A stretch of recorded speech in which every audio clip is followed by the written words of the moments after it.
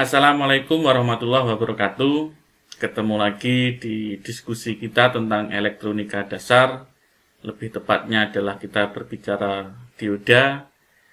Kalau minggu lalu kita sudah diskusi material apa saja yang menyusun dioda, baik itu PN junction saat kondisi forward bias maupun reverse bias sudah kita diskusikan minggu lalu atau pada video sebelumnya.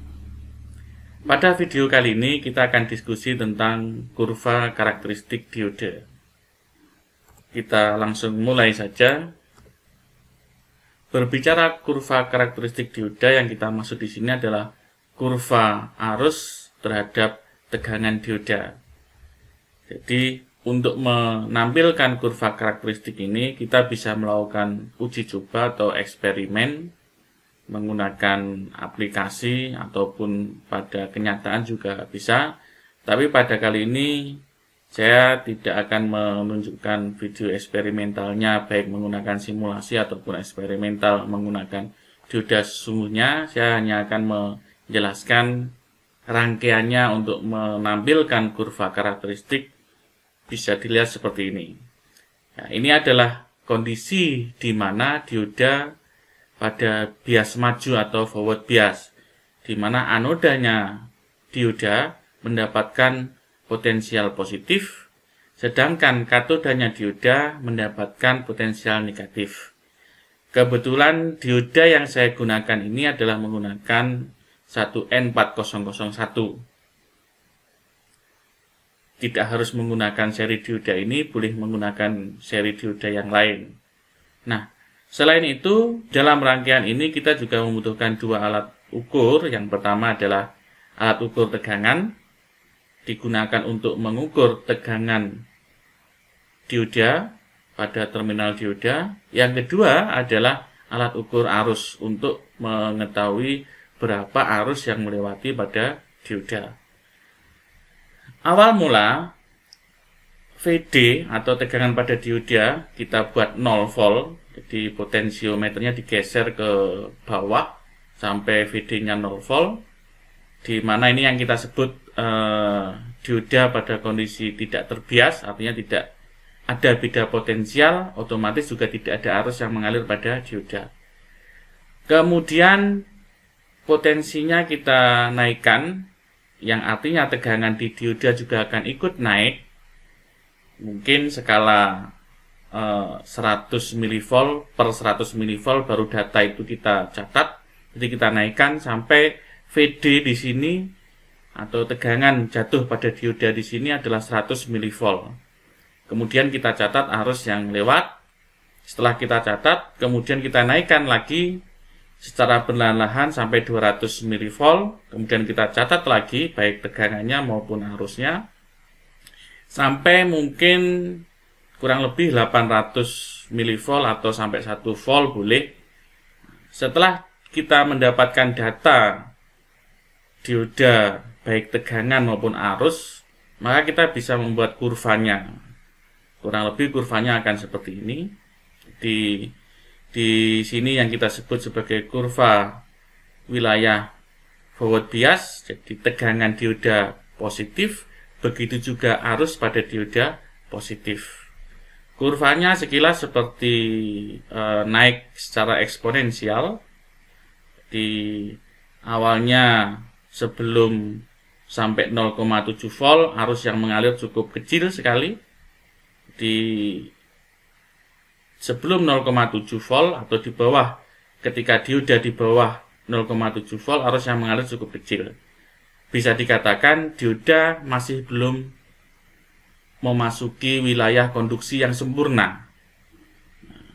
Ada beberapa orang menyebutnya ini adalah cut-in, proses untuk masuk. Nah, apa itu 0,7 volt? 0,7 volt ini kita sebutnya adalah barir potensial atau keni voltik, yaitu tegangan lutut. Ada juga yang menyebutnya threshold voltik, jadi tegangan ambang batas antara dioda sebelum betul-betul konduksi 100%. Nah, ini bisa kita sebut sebagai threshold voltik. Nah, 0,7 volt ini adalah biasanya geni voltiknya atau barrier potensialnya miliknya dioda silikon.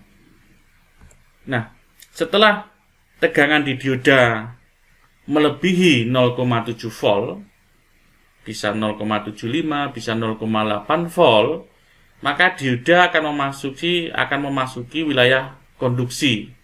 Jadi dioda betul-betul on atau 100% dia bisa dikatakan menyala atau mengalir arus cukup deras antara anoda ke katoda. Nah, inilah yang kita sebut sebagai kurva karakteristik dioda saat bias maju. Bagaimana sekarang kurva karakteristik dioda jika kondisinya bias terbalik? Kita bisa membuat rangkaiannya seperti ini, tinggal membalik diodanya saja. Yang anodanya justru sekarang dapat negatif atau potensial negatif, sedangkan katodanya mendapatkan potensial positif.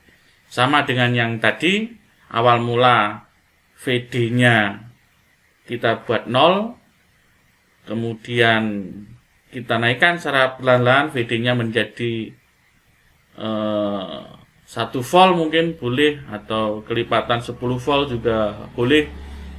Kemudian nanti diukur arusnya. Setelah kita mendapatkan beberapa sekumpulan data dengan menaikkan tegangan 1 volt, kemudian dicatat arusnya, dinaikkan lagi 2 volt, dicatat arusnya, akan mendapatkan kurva seperti ini. Kurang lebih seperti ini. Ini yang kita sebut sebagai kurva karakteristik dioda saat kondisi reverse bias. Nah, di arena ini arus mengalir cukup kecil, di bawahnya 0,5 picoampere. Arena ini yang kita sebut sebagai dioda saat memblocking arus atau dioda hampir tidak meloloskan arus untuk lewat dari katoda ke anoda. Ini yang kita sebut sebagai blocking region atau wilayah di mana dioda memblok arus supaya tidak bisa lewat. Atau karena arus yang mengalir ternyata kok masih ada, tidak 100% dia 0 yang di-blocking oleh dioda, tetapi hanya ada sedikit yang mengalir, bisa disebut sebagai linkage current atau arus yang bocor. Jadi ini ordernya picoampere, atau ada yang beberapa yang memiliki power rating cukup tinggi, ordernya sampai miliampere. Tapi cukup kecil sekali. Ini mungkin di bawahnya 0,1 picoampere juga bisa jadi senilai itu. Nah, selanjutnya adalah ada istilah breakdown voltage. Subscript di sini ada beberapa buku yang menotasikan BR, ada yang BV. Ini kebetulan buku yang saya jadikan sebagai acuan adalah VBV, yaitu breakdown voltage, tegangan di mana dia akan jatuh secara drastis. Atau ada beberapa buku yang menyebutnya VBR. Nah, kebetulan dioda yang digunakan karena 1N4001, breakdown voltage-nya adalah 50 volt. Untuk dioda rectifier atau dioda yang digunakan sebagai penyearah, maka tidak disarankan untuk tegangannya melebihi dari breakdown voltage. Maksudnya seperti ini. Jika di sini memiliki sumber mungkin 100 volt dan diodanya tetap 1N4001, maka jika VD-nya melebihi 50 volt, maka akan ada arus yang mengalir cukup deras. Di sini arusnya yang mengalir cukup deras. Nah, ini bukan dioda untuk rectifier. Arena breakdown voltage di sini biasanya untuk dioda Zener atau dioda TVS. TVS itu untuk menangkap jika ada tegangan-tegangan transien yang nanti akibatnya fatal pada device-device semikonduktor yang lain. Nah, ini nanti arena kerjanya dioda TVS ataupun dioda Zener. Nanti akan kita bahas pada video selanjutnya. Nah, ini yang kita sebut sebagai kurva karakteristik dioda. Ada dua wilayah bias maju dan wilayah bias mundur. Nah, selanjutnya adalah Yang ini adalah gambar kurva karakteristik komparasi antara beberapa macam diode. Ada diode berbahan germanium, silikon, dan gallium arsenik. Di kurvanya karakteristiknya kurang lebih hampir sama, yang membedakan mungkin hanya threshold voltage-nya saja, atau barrier potensial atau Keni voltage-nya. Kalau germanium Keni voltage-nya adalah 0,3 volt, sedangkan gallium arsenik adalah 1,2 volt. Begitu juga saat di wilayah blocking region antara gallium arsenik, silikon, dan germanium juga punya nilai yang berbeda-beda. Linkage current yang paling kecil adalah dioda dengan bahan gallium arsenik. Disusul yang kedua adalah silikon, yang paling bocornya yang paling tinggi yaitu germanium. Begitu juga saat breakdown voltage-nya yang paling kecil di sini adalah germanium. Germanium ini mungkin 50 volt jika germaniumnya mungkin 1N4001. Kalau 1N4007 breakdown voltage-nya lebih dari 50 volt. Kalau tidak salah sampai 1 kV, 1 kilovolt atau 1000 volt.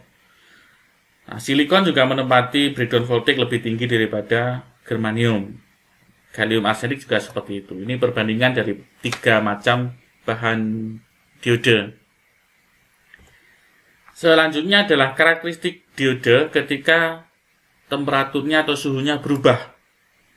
Di material semikonduktor memang sangat rentan sekali terhadap temperatur atau terhadap suhu. Kalau kita perhatikan di sini, ini yang warna biru ini adalah kurva karakteristik dioda saat kondisi temperaturnya sesuai dengan temperatur ruangan atau suhu ruangan, yaitu berkisar 25 derajat Celcius. Jika temperatur dioda itu naik, maka kurvanya juga akan berubah. Dia akan bergeser ke kiri. Artinya threshold voltage-nya atau barrier potensialnya juga akan semakin mengecil. Itu lebih kecil daripada 0,7 volt. Kurvanya yang garis putus-putus tebal ini. Saat dioda memiliki temperatur rendah, maka kurvanya bergeser ke kanan. Yang garis putus-putus kecil ini, maka threshold voltage-nya juga akan berubah, akan bergeser ke kanan. Ini saat forward bias. Saat reverse bias pun juga kurvanya akan mengalami pergeseran. Jadi ketika ketika diodanya mengalami kenaikan suhu, kenaikan temperatur, maka kurvanya juga akan berubah seperti ini. Nah, ini ketika kurvanya naik sekitar 125 derajat Celcius, yang warna biru ini adalah saat dioda kondisi normal pada suhu temperatur ruangan, sedangkan yang titik-titik ini ketika temperaturnya minus 75 derajat atau berkurang. Nah, ini adalah kurva karakteristik dioda ketika temperatur atau suhu berubah. Nah, dalam beberapa analisa rangkaian, untuk mempermudah perhitungan, untuk mempermudah analisa, maka dioda harus dianggap ideal. Ketika dioda dianggap ideal, analogi dioda kita ibaratkan seperti saklar mekanis atau switch. Di sini ketika forward bias, artinya anoda lebih positif daripada katoda, atau anoda mendapat potensial positif, sedangkan yang katoda mendapat potensial negatif, atau bisa dikatakan forward bias, maka ibarat saklar kondisi tertutup. Sedangkan saat reverse bias, dioda bisa dikatakan atau dianalogikakan seperti switch yang kondisinya terbuka, seperti ini. Jadi di mana anoda lebih negatif daripada katoda. Artinya yang mendapat potensial positif adalah katoda, sedangkan anodanya mendapat potensial negatif atau reverse bias, seperti saklar mekanis. Bagaimana kurvanya? Kurvanya bisa kita lihat seperti ini. Nah, yang warna biru ini adalah kurva karakteristik idealnya dioda. Jadi kalau berbicara idealnya dioda, kurvanya yang berwarna biru ini. Artinya kalau kita lihat yang berwarna biru ini saat forward bias, tegangan jatuh pada dioda 0. Jadi 0 volt. Di begitu dioda pada terminal anodanya yang dapat positif, baik itu 0,1 volt terhadap katodanya, secara otomatis dioda pada kondisi konduksi atau sudah mengaliri arus cukup deras. Ini kalau kita lihat seperti ini. Ini saat forward bias, sedangkan ini saat reverse bias. Nah, begitu juga ketika dioda saat reverse bias, karena saklar terbuka, tidak ada arus yang mengalir sama sekali. Tidak ada linkage current, tidak ada arus yang bocor, sehingga I-nya sama dengan 0 mA atau I saat reverse bias mendekati 0 mA. Nah, bagaimana dengan resistansinya saat forward bias maupun reverse bias? Karena VD saat forward bias adalah 0 volt, maka resistansi antara anoda dan katoda juga bisa kita katakan 0 volt. Bisa kita hitung dengan hukum Ohm seperti ini. Resistansi dioda saat forward bias, F-nya di sini adalah forward bias, sama dengan VD dibagi ID. Karena drop tegangan di dioda di sini 0 volt dibagi berapapun nilainya yang mengalir pada switching ini, pada dioda ini, maka resistansinya antara anoda dan katoda, antara terminal yang di sini dan yang di sini adalah sebesar 0 ohm. Ini saat forward. Begitu juga saat reverse. Saat reverse kita juga bisa menggunakan hukum Ohm untuk mencari nilai resistansinya, yaitu VD, misal di sini, titik di sini atau titik di sini, boleh. Berapapun tegangan jatuh pada dioda, jika dibagi 0 mA, karena di sini arusnya tidak ada 0, betul-betul di blocking, itu idealnya dioda, arus betul-betul tidak boleh mengalir karena terbuka switchnya ini. Maka di sini ID-nya 0 mA. Berapapun nilainya VD jika dibagi dengan 0 mA, maka hasilnya akan infinity. Jadi resistansi saat reverse bias adalah infinity karena terbuka atau tidak terbatas hambatannya. Demikianlah kurang lebih kurva karakteristik dioda. Untuk pertemuan selanjutnya kita akan bahas bagaimana cara testing dioda menggunakan alat ukur, baik alat ukur analog maupun digital. Selanjutnya nanti video berikutnya aplikasi dioda untuk penyarah setengah gelombang maupun gelombang penuh. Billahi taufik wa hidayah. Wassalamualaikum warahmatullahi wabarakatuh.